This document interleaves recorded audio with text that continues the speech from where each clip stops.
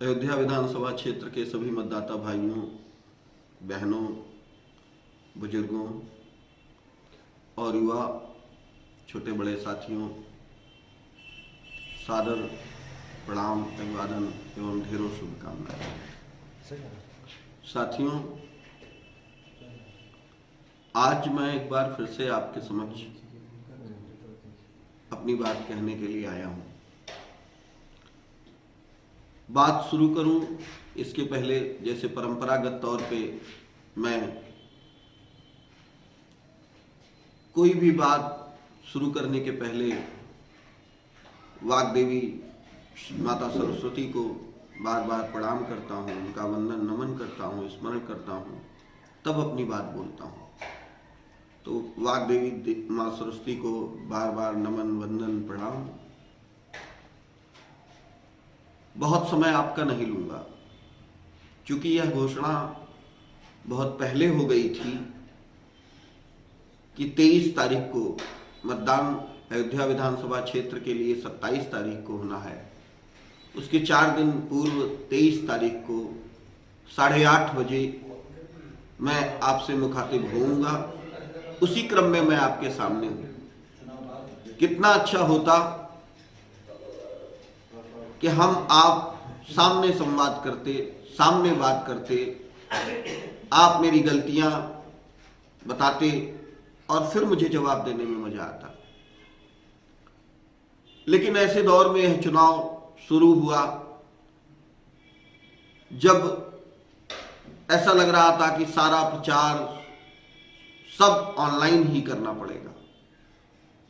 लेकिन परसों चुनाव आयोग की ओर से एक पत्र और नोटिफिकेशन हम लोगों को प्राप्त हुआ है, जिसमें उन्होंने कहा कि कोरोना के कम होते प्रकोप में और ढेर सारी रियायतें प्रचार वो दिए जा रहे हैं। तो फिर कम से कम इस 5वें चरण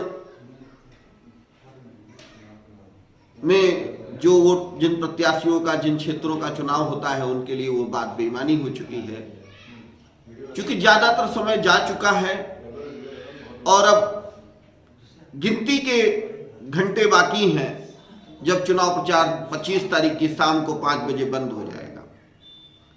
हमने बहुत पहले इसीलिए 23 तारीख का चुनाव किया था कि तब तक आप बहुत सारी बातें, वादे इरादे और भाषण सुन चुके होंगे। इसी क्रम में मेरी भी कुछ बात आप सुन लें। हालांकि अयोध्या विधानसभा क्षेत्र के तमाम ढेर सारे मतदाताओं से मैंने रूबरू इंटरैक्ट होकर उनके व्हाट्सएप नंबर्स के द्वारा जुड़कर अपने विचार, अपनी बातें, अपनी घोषणाएं उनको बताई। लेकिन आज जब हम आपसे मुखातिब हैं तो उसका मंतव्य दूसरा है। व्हाट्सएप से किसी संदेश का मिलना और सामने बात सुनना दो अलग अलग चीजें। साथियों, जब ढेर सारी तमाम बातें हवा में तैर रही हैं, वादे इरादे हो रहे हैं, तो आपको यह सोचना होगा, खास तौर से अयोध्या विधानसभा क्षेत्र के मतदाताओं को, कि उन वादे इरादों और घोषणाओं का क्या महत्व है। इस सरकार के 5 साल बीत गए। आप याद कीजिए कि 5 साल में लगातार 2 साल 2 बार कोरोना आया है यहां पर। क्या आपाधापी देखा है हमारे शहर में। एक एक परिवार के 3-3, 4-4 लोग मृत हो गए। न दवाई अस्पताल मिल रहे थे और न मरने के बाद उनका शव उठाने वाले लोग मिल रहे थे। संवेदनाएं, मानवीयता सब भीड़ में कहीं खो गए, चुप गए।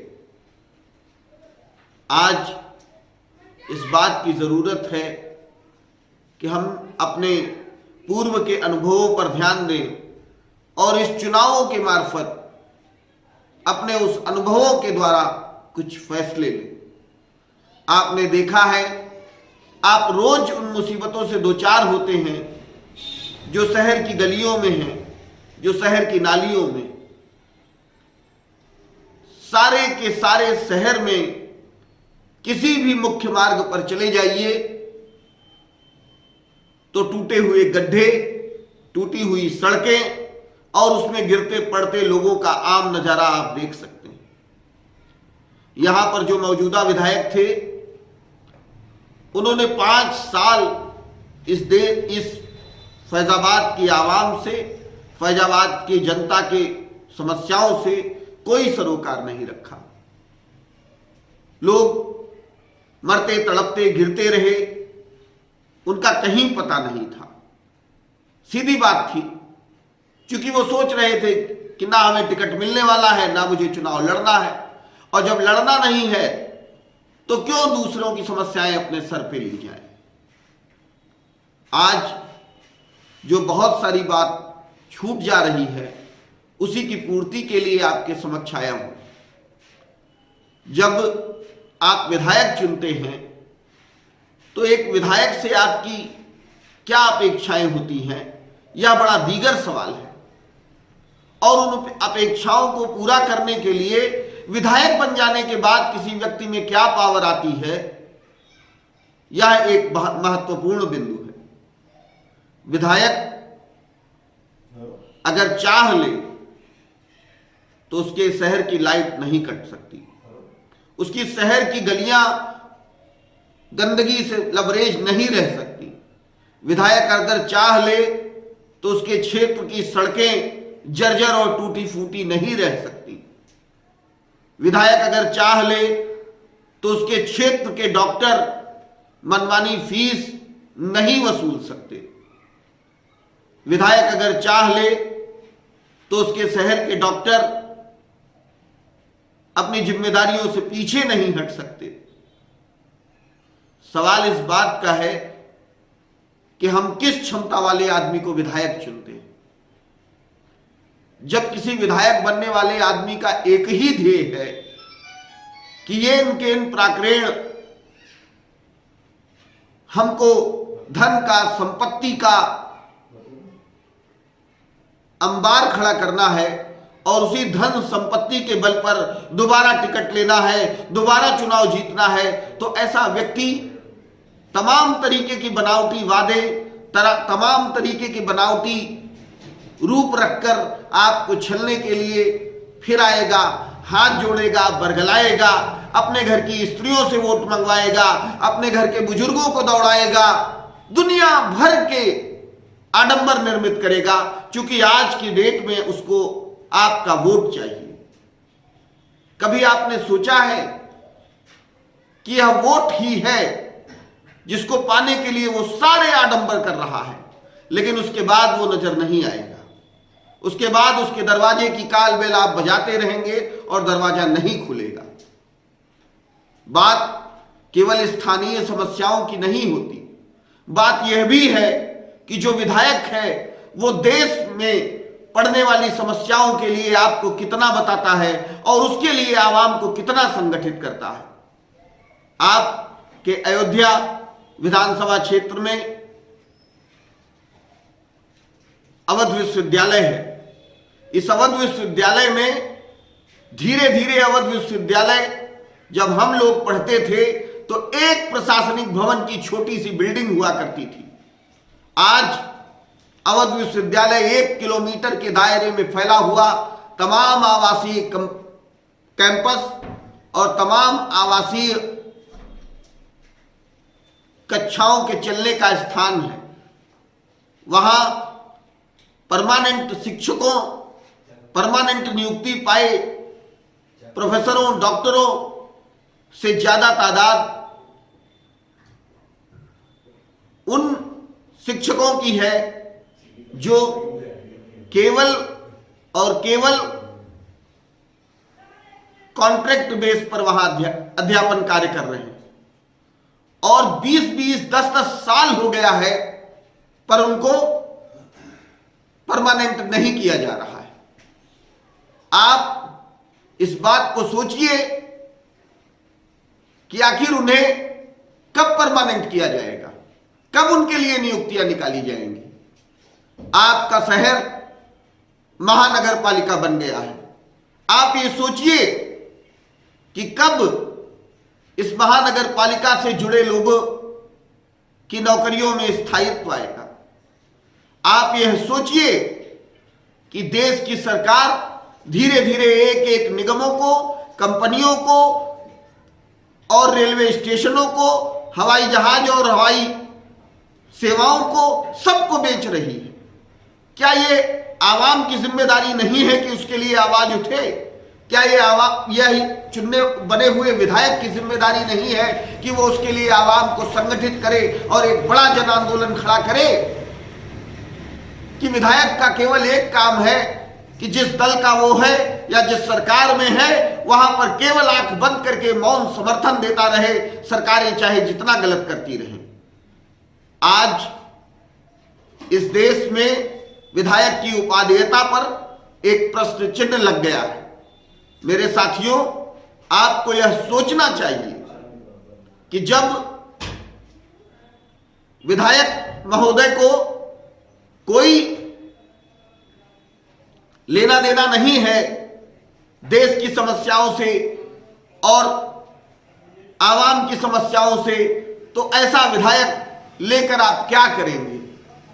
मैं चुनाव लड़ने आया हूं, हो सकता है मेरी बहुत सी बातें आपको ये लगे कि जो बीडी त्रिपाठी को चुनाव लड़ना है तो आज ये बड़ी बड़ी बातें कह रहे हैं, लेकिन ऐसा नहीं है मेरे मित्र। चुनाव तो मैं 2019 में लोकसभा बनारस से भी लड़ा था। चुनाव तो मैं 1999 और 2000 में छात्र संघ का भी लड़ा था और चुनाव में आज भी लड़ रहा हूं और आगे 2024 में लोकसभा से फिर चुनाव लड़ूंगा। मैं अपने को एक योद्धा समझता हूं जो आवाम को जगाने के लिए बार बार आवाज लगा रहा है, चिल्ला रहा है। आप उसकी बात समझें या ना समझें। मेरे साथियों, यह एक अवसर है जब आप खुद जागें और आवाम को भी जगाएं, अपने साथियों को भी जगाएं। मैं तमाम जगह जाता हूं, लोग किसी ना किसी खूंटे से बंधे हुए।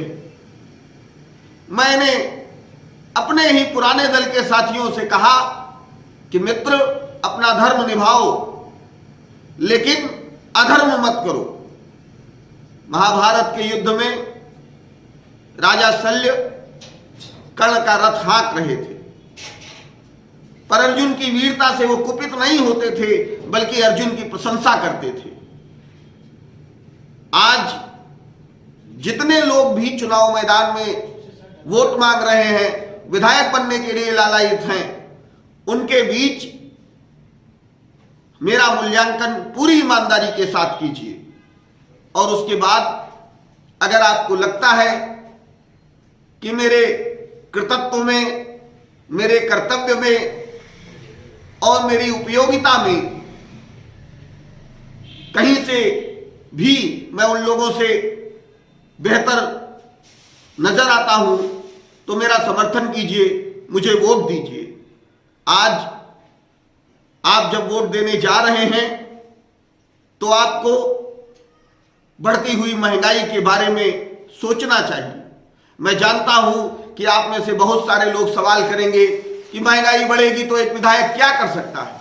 एक विधायक अयोध्यापुरी से जो आवाज लगाएगा, उसकी आवाज में आवाज पूरा देश मिलाएगा और फिर इस देश में वो व्यवस्थाएं नहीं चल पाएंगी जो आवाम के खिलाफ हैं। एक विधायक जब पेट्रोल डीजल के जैसे मुद्दों, दाम बढ़ने जैसे मुद्दों पर, गैस सिलेंडर जैसे मुद्दों पर बोलने लगेगा, आवाम का नेतृत्व करने लगेगा, तो सरकारें दाम बढ़ाने से पहले सोचने पर मजबूर हो जाएंगी। आज हम आपके सामने जब बात कर रहे हैं तो हवा में यह गूंज और समाचार सुनाई पड़ रहा है कि चुनाव खत्म होते ही पेट्रोल के दाम 110 के पार जाने वाले हैं। आपको याद है कि पेट्रोल 110, 107, 105 चला ही गया था, लेकिन पेट्रोल इसलिए कम हो गया कि 22 जगहों के उपचुनाव के जो नतीजे आए उसमें भारतीय जनता पार्टी की बुरी तरह पराजय हुई और उस समय 5 राज्यों के चुनावों के ऐलान होने वाले थे। लिहाजा वो सरकार जो हमेशा ये कह रही थी कि पेट्रोलियम पदार्थों की मूल्य वृद्धि हमारे हाथ में नहीं है। वह दिन है और आज का दिन है, पेट्रोल का दाम लगातार स्थिर बना हुआ है। मैं निजी तौर पे जानता हूं, पेट्रोलियम कंपनियों के खिलाफ तमाम तरीके के मैंने मुकदमे किए हैं कि पेट्रोलियम का दाम पूरी तौर पे सरकार के पास होता है, लेकिन आवाम को बेवकूफ बनाना है, बरगलाना है, वो चाहे जो कर दे। कल मुझसे एक पत्रकार महोदय पूछ रहे थे कि नेताजी एक लाइन में बताइए कि आप विधायक क्यों बनना चाहते हैं। मैंने कहा मित्र, एक ही लाइन में बता रहा हूं कि मैं विधायक क्यों बनना चाह रहा हूं, लेकिन एक लाइन से तुम्हारी बुद्धि इतनी मजबूत नहीं है कि तुम समझ जाओगे कि मैं विधायक क्यों बनना चाह रहा हूं। तो वो एक लाइन बताने के बाद मैं 2-4 लाइन और तुम्हें बताऊंगा। उन्होंने कहा हाँ नेताजी आप तब बोलिएगा, पहले एक लाइन में ये बताइए। हमने कहा सदाचार और नैतिक मूल्यों की स्थापना हो जाए, इसलिए आदर्शवादी ब्रजेंद्र दत्त त्रिपाठी विधायक बनना चाहते हैं। जो दौर चल रहा है उसमें प्रधानमंत्री के पद पर बैठा हुआ आदमी जनता के बीच आता है, संबोधित करता है और सिर्फ झूठ बोलने लगता है और यह समझाता है कि उसकी बात का इंटरप्रिटेशन गलत किया जा रहा है। आप बता दीजिए, क्या किसी ऐसे मुल्क में जहां आवाम के प्रति इस तरीके की गद्दारी की जा रही हो, कैसे कोई अच्छा सच्चा आदमी चुप बैठ सकता है? हमने कहा एक ऐसे दौर में जब योगियों सन्यासियों का वस्त्र और आचरण धारण करके लोग राजनीति में आ गए हैं और दिन भर वैमनस्यता फैला रहे हैं, सांप्रदायिकता का जहर बो रहे हैं, ऐसे दौर में सदाचार और नैतिक मूल्यों की स्थापना एक महत्वपूर्ण कारण है जो आदर्शवादी कांग्रेस पार्टी के मुख्य एजेंडे में शामिल है। मैं उसी लिए चुनाव लड़ रहा हूं। जब आपके पास सत्ता होती है, आपके पास पावर होता है, तो बहुत सारे काम अपने आप होने लगते हैं। इसी शहर में, इसी अयोध्या विधानसभा क्षेत्र में राम जन्मभूमि मंदिर का निर्माण हो रहा है। आपको याद है कि फैसला आने के दिन तक भारतीय जनता पार्टी यह कहते ही नहीं थकती थी कि हां जो अदालत कहेगी वो किया जाएगा। मैं ये पूछता हूं कि क्या यह फैसला अदालत ने अपने मन से किया है? निर्मोही अखाड़े ने 70 साल मुकदमा लड़ा। हमारे नाका पर ही नाका हनुमानगढ़ी है, वहां ब्रह्मलीन बाबा भास्कर दास जी रिक्शे पे बैठकर मरते दम तक पैरवी के लिए अदालतों के चक्कर काटते रहे और उनके निर्मोही अखाड़े के नाम पर या उस देव पुरुष के नाम पर कोई भी बात नहीं कही गई अदालत के फैसले में। जब दो पक्ष लड़ रहे थे तो एक पक्ष को चीज मिल जानी थी और एक पक्ष को वो न्याय स्वीकार करना था। कौन सा न्याय किया गया है? क्या इस पर किसी विधायक ने कोई आवाज उठाई? पूरे देश से अयोध्या विधायक की जिम्मेदारी बनती थी कि आवाज उठावे, लेकिन न्याय के फैसले, सुप्रीम कोर्ट के फैसले पर कोई बोलेगा तो फिर उसके ऊपर टाडा पोटा लगाकर, आतंकवादी बात लगाकर ये बात दबा देंगे, इसलिए कोई नहीं बोला। आज की डेट में इस बात पर भी आपको विचार करना चाहिए कि जो मंदिर बनने वाला है उसके लिए चाहे भूमि खरीदने का मामला हो, चाहे पैसे इकट्ठे करने का मामला हो, आए दिन 2 पखवाड़े 5 पखवाड़े के बाद अखबार में खबर छप जाती है कि ये घोटाला हो गया, ये पैसा लूट लिया गया, लेकिन अयोध्या के लोगों पर कोई फर्क नहीं पड़ता। मैं पूछना चाहता हूं कि आप कब जागेंगे? कब तक आप चले जाएंगे? कोई जवाब है? मेरे जैसे योद्धा लड़ाके आएंगे, लड़ते रहेंगे, बताते रहेंगे, लेकिन आप कब जागेंगे? आज मैं आपके पास इसी आवाज के लिए उपस्थित हुआ हूं। मेरे मित्र, मैं बहुत सारी बातें आपसे कहना चाहता हूं, लेकिन मेरे जिन साथियों ने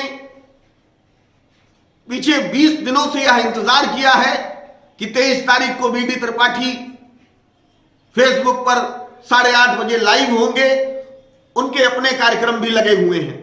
उनमें से बहुत सारे लोग दूसरे दलों का, दूसरे व्यक्तियों का प्रचार तक कर रहे हैं, पर मुझे उनसे कोई शिकायत नहीं है। मैंने शुरू में ही कह दिया कि व्यक्ति को अपना अपना धर्म निभाना चाहिए। लेकिन धर्म निभाते समय आपसे अधर्म ना हो रहा हो, इसका ख्याल रखना चाहिए। मैं सामान्य मतदाता से आज मुखातिब हूं और सामान्य मतदाता जिसका काम केवल वोट डालना है, उसको इस पर विचार करना होगा कि वो उसका वोट कहां जा रहा है और किसे जा रहा है। आप किसी पैसे, प्रचार और प्रलोभन के बहकावे में मत आइए।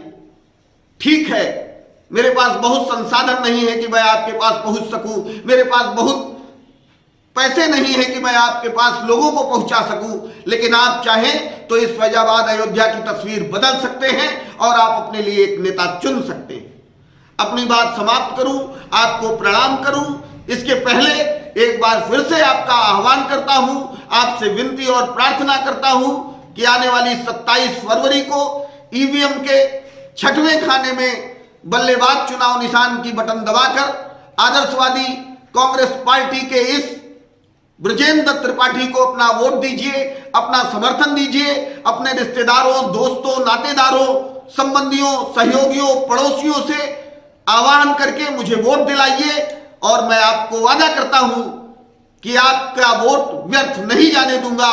इस पूरे कार्यकाल में और आगे भी राजनीतिक तौर पर, सामाजिक तौर पर आपके हितों के लिए जो भी लड़ाई लड़नी है उसको मैं अकेले लड़ता रहूंगा।